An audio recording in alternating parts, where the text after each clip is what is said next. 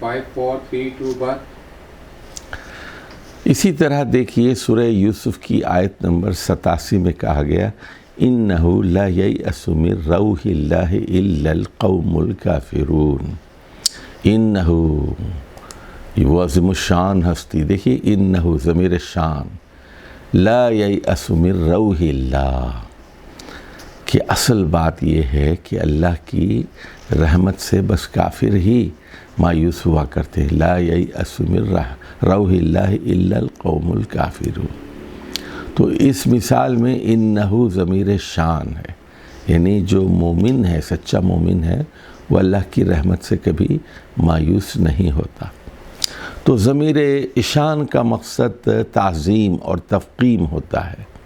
یہی ضمیر شان اگر مؤنث ہو تو ضمیر قصہ کہلاتی ہے. یہ بھی جملے سے پہلے استعمال ہوتی ہے. جیسے سورۃ الحج کی مشہور آیت ہے فَإِنَّهَا لَا تَعْمَى الْأَبْصَارُ وَلَكِنْ تَعْمَى الْقُلُوبُ.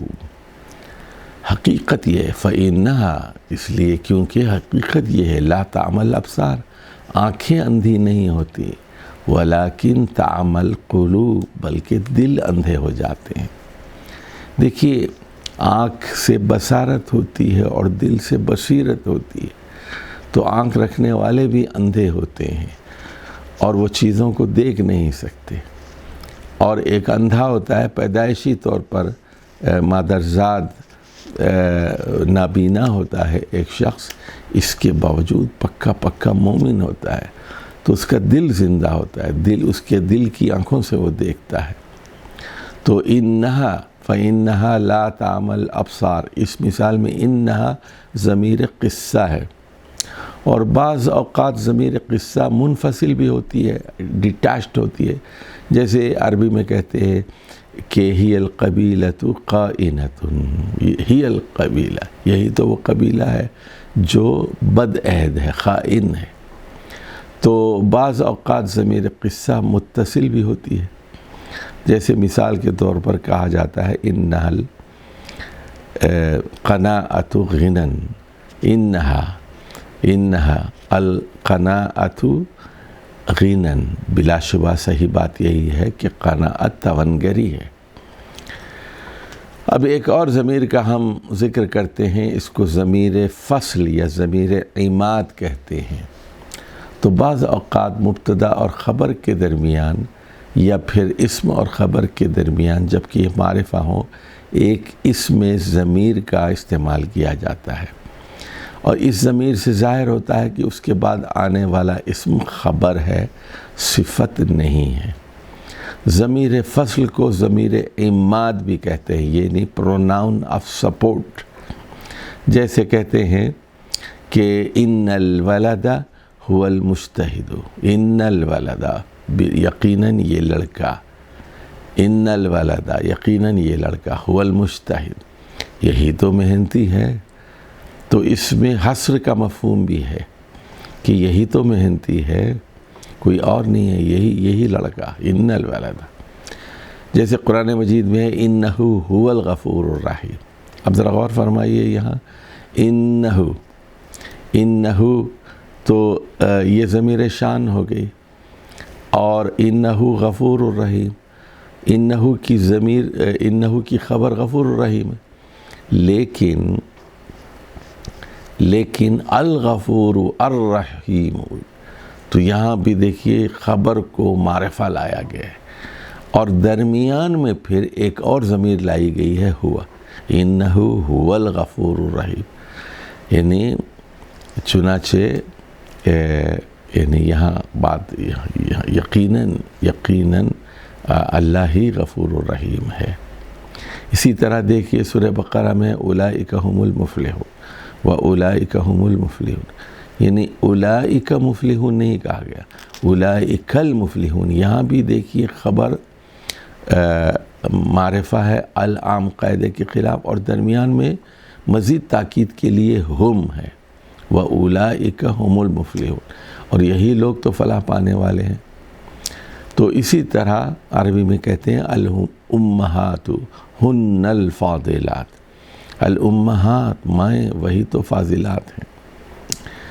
تو دیکھیے اس طرح کے جملوں میں ضمیر فصل اگر نکال دی جائے تو یہ جملہ مرکب توصیفی بن جاتا ہے، اس لیے اس ضمیر کو ضمیر فاصل کا نام دیا گیا ہے۔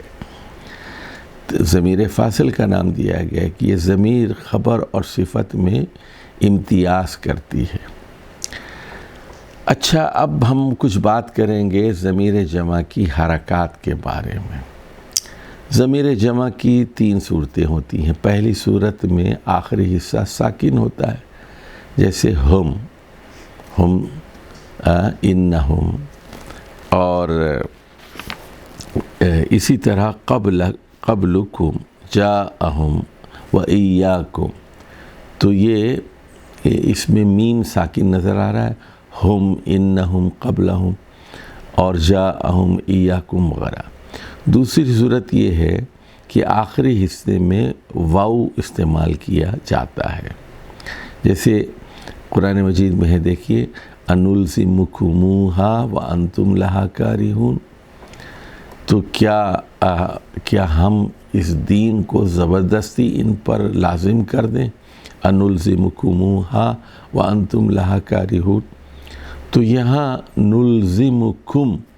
نلزمکم ساکن تھا نا، اس کو واو کا اضافہ یہاں کیا گیا ہے، نلزمکم کے بجائے نلزمکموہا، یعنی ضمیر جمع کم کے بجائے کمو استعمال کی گئی ہے، تو واو کا استعمال ہو گیا۔ اچھا، اسی طرح دیکھیے کہ فقد رأیتموہ،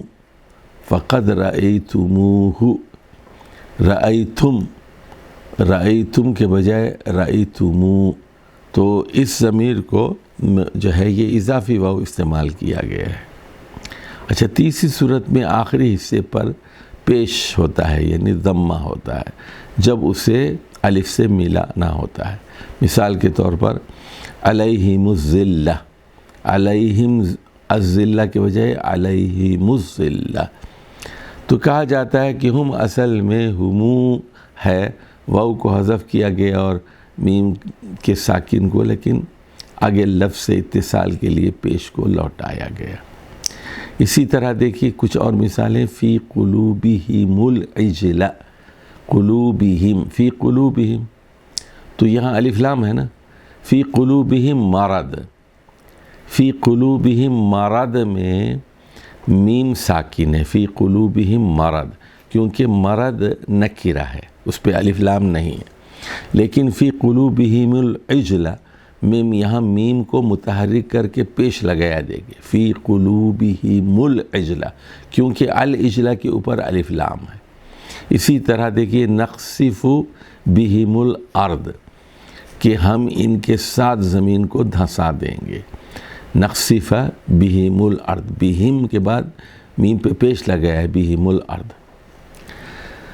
اب ہم بات کرتے ہیں ضمیر غائب کی 4 حرکتیں۔ ضمیر غائب کے لیے 4 حرکتیں استعمال کی جاتی ہیں۔ پہلی حرکت ہے پیش، یہ اس صورت میں ہوتا ہے جب حرف ساکن کے بعد یہ آئے یا الف کے بعد آئے، اس کے بعد الف ہو، جیسے انہو، ان کے بعد ہو، من کے بعد ہو، ضمیر ساکن کے بعد، دیکھ رہے ہیں آپ حرف ساکن کے بعد، اور فَعْبُدْهُ، فَعْبُدْهُ، تو حرف ساکن کے بعد ہے، فَعْبُد میں دال ساکن ہے، فَعْبُدْهُ، آتَيْنَاهُ، أَنزَلْنَاهُ، تو یہاں انہو، منہو، فَعْبُدْهُ، آتَيْنَاهُ، أَنزَلْنَاهُ، تو ہو کے اوپر پیش ہے۔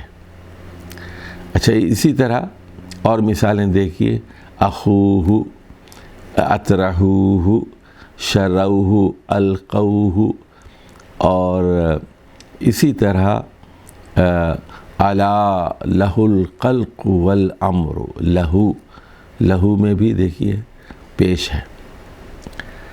اچھا، اب بعض اوقات الٹا پیش استعمال کیا جاتا ہے، یعنی جس کی آواز لمبی ہوتی ہے، یہ اس وقت استعمال کیا جاتا ہے جب ضمیر غائب ہو سے پہلے آنے والا متحرک حرف مفتوح ہو یا مسموع، دیکھیے پیش والی صورت وہ تھی جب اس سے پہلے حرف ساکن ہو یا وہ الف کے بعد آئے.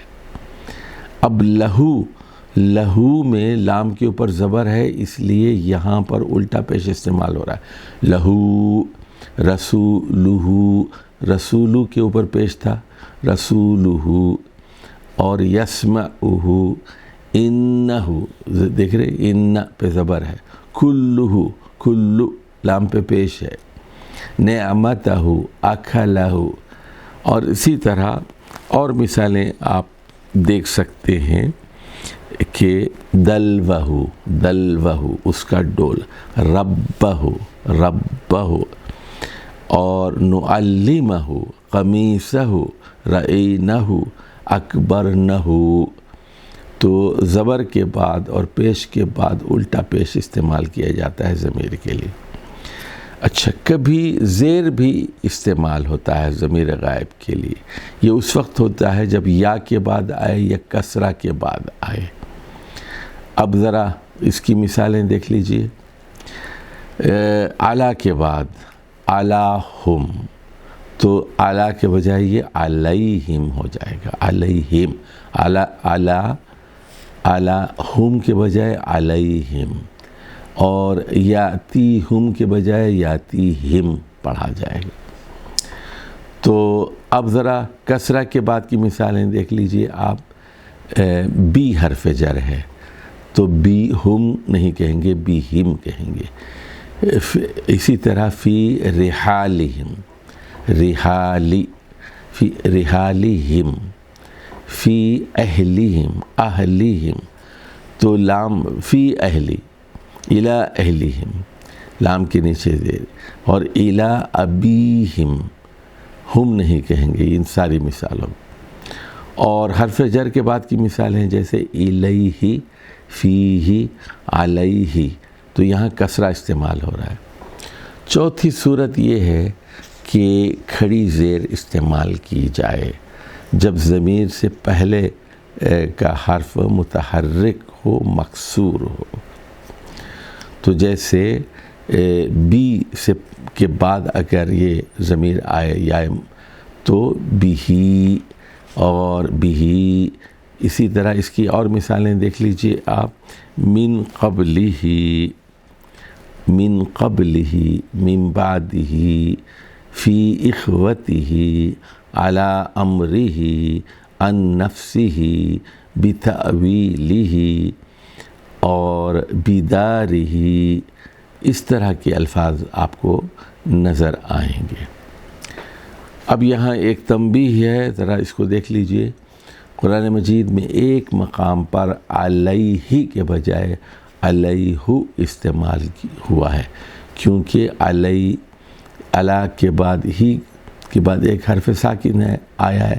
ایسی صورت میں پیش اور زیر دونوں کی اجازت ہے، لیکن قراءت میں یہی ہے. رسول اکرم صلی اللہ علیہ وسلم نے علیہ ہی پڑھا ہے. تو یہ سورہ فتح کی آیت ہے، آیت نمبر 10. وَمَنْ أَوْفَى بِمَا عَاهَدَ عَلَيْهُ اللَّهُ فَسَيُؤْتِيهِ أَجْرًا عَظِيمًا. وَمَنْ أَوْفَى بِمَا عَاهَدَ عَلَيْهُ اللَّهُ فَسَيُؤْتِيهِ أَجْرًا عَظِيمًا. اور جو اس عہد کو وفا کرے گا جو اس نے اللہ سے کیا ہے، اللہ ان قریب اس کو بڑے اجر سے نوازے گا. فَسَيُؤْتِيهِ أَجْرًا عَظِيمًا. تو یہاں دیکھیے علیہ کے بجائے علیہ استعمال ہوا ہے. اچھا جی، اب ذرا کچھ بات کرتے ہیں ضمیر متکلم یا کے بارے میں. متکلم کے لیے یا، جیسے آپ کہتے ہیں دینی، میرا دین، کتابی، میری کتاب. یہ جو کتابی کے آگے یا ہے اس کو ضمیر متکلم کہتے ہیں. تو یہ کبھی اسم کے ساتھ آتا ہے، جیسے دینی، میرا دین، کتابی، میری کتاب، رسولی، میرا رسول، اور اسی طرح حزنی، میرا غم. اور کبھی یہ فعل کے ساتھ آتا ہے. تو اب یہاں دیکھیے جاءنی، جاءنی، تو یہاں پر ایک نون کا اضافہ آپ نے محسوس کیا ہوگا. جائی نہیں کہتے، جاءنی، اس نون کو نون وقایا کہتے ہیں، نون وقایا کہتے ہیں، جو زبر پر مبنی حرف کو یعنی فعل ماضی جاء کے آخری حرف حمزہ کو زیر سے بچا رہا ہے۔ تو یعنی جائی کے بجائے جاءنی، جا تو زیر سے بچا رہا ہے نا، جائی نہیں کہہ رہا ہے وہ، تو جاء پورا ادا ہو رہا ہے، اور جاءنی، تو یہ نون وقایا کہتے ہیں جو فعل کے بعد آتا ہے۔ اب اس طرح یعنی نون وقایا کا مطلب ہے نون آف پروٹیکشن، تو نون وقایا یا متکلم کو فعل سے، حروف مشابہ بالفعل سے یا پھر حرف سے جدا کرتا ہے، تو یعنی نون وقایا لفظ کے آخری حصے کو تغیر سے بچا لیتا ہے، اسی لیے وقایا پروٹیکشن کا نام اس کو دیا گیا ہے۔ اس کی مثالیں دیکھیے، اہلکنی، اہلکنی یعنی مجھے ہلاک کیا ہے، تو اہلکا اور یا کے بجائے اہلکنی نون لاتے ہیں درمیان میں۔ توفیتنی، توفیت یعنی تو نے جو ہے اٹھا لیا، نی مجھے، اور لمتننی، تو یہ دیکھ رہے ہیں آپ کہ لمتننی، اکرمنی، علمنی، بلغنی، تو یہاں سب یہ جو نون نظر آ رہا ہے یہ نون وقایا کا ہے اور فعل ماضی کے بعد آیا ہے۔ اکرم، علم، بلغ، اہلک کے بعد نون وقایا، اور کبھی فعل مضارع کے بعد آتا ہے، جیسے یہلکنی، یہلکنی، لیحزننی، یعلمنی، اور کبھی فعل امر کے بعد آتا ہے، جیسے آتینی، آتونی، اور فتقونی، علمنی، اور کبھی حروف مشبہ بالفعل کے بعد آتا ہے، جیسے ان کے بعد یہ جب آتا ہے اننی، اور ان کے بجائے اننا بھی استعمال ہوتا ہے، انا اور اننا، انی، اننی دونوں جائز ہیں۔ اور اسی طرح دیکھیے یا لیتا، یا لیتا کے بعد یا لیتنی، اور اسی طرح لاکننی، اور کبھی ایسا ہوتا ہے کہ حروف جر کے بعد نون وقایا آتا ہے، جیسے منی، عنی، تو نون یہاں مشدد ہو جاتا ہے، مننا، مننا۔ تو دیکھیے قرآن مجید میں تو اب یہاں حدیث میں، قرآن مجید میں تو اس کی مثال شاید نہیں ہے، حدیث میں اس کی مثال مل رہی ہے، لیس منا، قرآن مجید میں بھی بہت ساری مثالیں ہیں، لیس منا من لم یرحم صغیرنا ولم یؤخر کبیرنا، وہ شخص ہم مسلمانوں میں سے نہیں ہے جو اپنے چھوٹوں پر رحم نہیں کرتا اور جو بڑوں کا احترام نہیں کرتا۔ تو یہ